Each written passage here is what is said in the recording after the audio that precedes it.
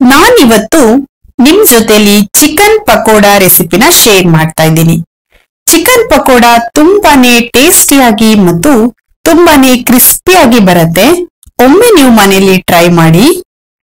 ಚಾನೆಲ್ಗೆ ಯಾರೆಲ್ಲ ಸಬ್ಸ್ಕ್ರೈಬ್ ಮಾಡಿಲ್ಲ ದಯವಿಟ್ಟು ಸಬ್ಸ್ಕ್ರೈಬ್ ಮಾಡಿ.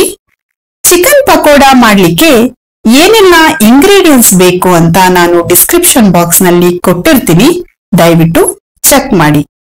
ಈಗ ಚಿಕನ್ ಪಕೋಡಾ ಹೇಗ್ ಮಾಡೋದು ಅಂತ ನೋಡೋಣ.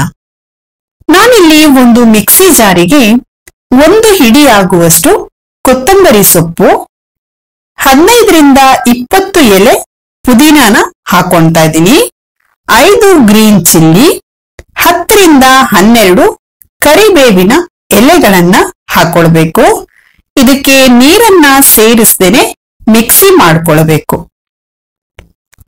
ಈಗ ಮಿಕ್ಸಿ ಮಾಡ್ಕೊಂಡಾಗಿದೆ. ಈ ಪೇಸ್ಟ್ ಅನ್ನ ಒಂದು ಬೌಲಿಗೆ ಹಾಕೊಂಡಿದ್ದೀನಿ.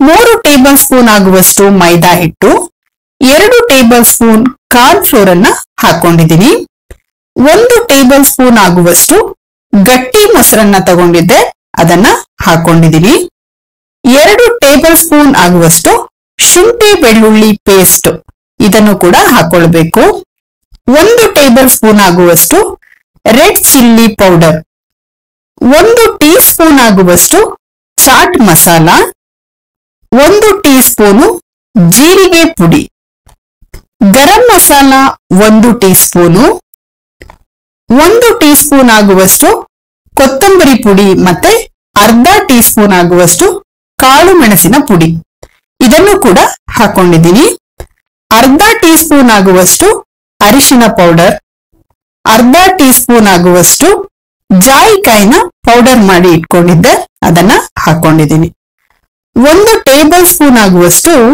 ಕೈಯಲ್ಲಿ ಉಜ್ಜಿ ಪುಡಿ ಮಾಡಿರೋ ಕಸೂರಿ ಮೇಥಿನ ಹಾಕೊಳ್ಬೇಕು. ರುಚಿಗೆ ಎಷ್ಟು ಬೇಕೋ ನೋಡ್ಕೊಂಡು ಉಪ್ಪನ್ನ ಹಾಕೊಳ್ಳಿ. 1 ನಿಂಬೆ ಹಣ್ಣಿನ ರಸನ ಹಾಕೊಳ್ಬೇಕು. 2 ಮೊಟ್ಟೆಗಳನ್ನ ಒಡೆದು ಹಾಕೊಳ್ಬೇಕು. ನಿಮಗೆ ಫುಡ್ ಕಲರ್ ಬೇಕು ಅಂದ್ರೆ ಹಾಕೊಳ್ಬಹುದು. ನಾನಿಲ್ಲಿ ಯಾವುದೇ ರೀತಿ ಫುಡ್ ಕಲರ್ ಅನ್ನ ಯೂಸ್ ಮಾಡ್ತಾ ಇಲ್ಲ. ದಯವಿಟ್ಟು ನಮ್ಮ ಪೇಜ್ಗೆ ಫಾಲೋ ಮಾಡಿ, ಹಾಗೆ ಸಪೋರ್ಟ್ ಮಾಡಿ. ಮೊಟ್ಟೆನ ಹಾಕಿ ಚೆನ್ನಾಗಿ ಮಿಕ್ಸ್ ಮಾಡಬೇಕು. ನಾವು ಹಾಕಿರುವ ಮಸಾಲ ಎಲ್ಲ ಚೆನ್ನಾಗಿ ಮಿಕ್ಸ್ ಆಗ್ಬೇಕು, ಹಾಗೆ ಮಿಕ್ಸ್ ಮಾಡ್ಕೊಳ್ಳಿ. ಚೆನ್ನಾಗಿ ಮಿಕ್ಸ್ ಮಾಡಿ ಆದ್ಮೇಲೆ ನಾನಿಲ್ಲಿ 1 ಕೆಜಿ ಆಗುವಷ್ಟು ಚಿಕನ್ ಅನ್ನ ತಗೊಂಡಿದ್ದೀನಿ.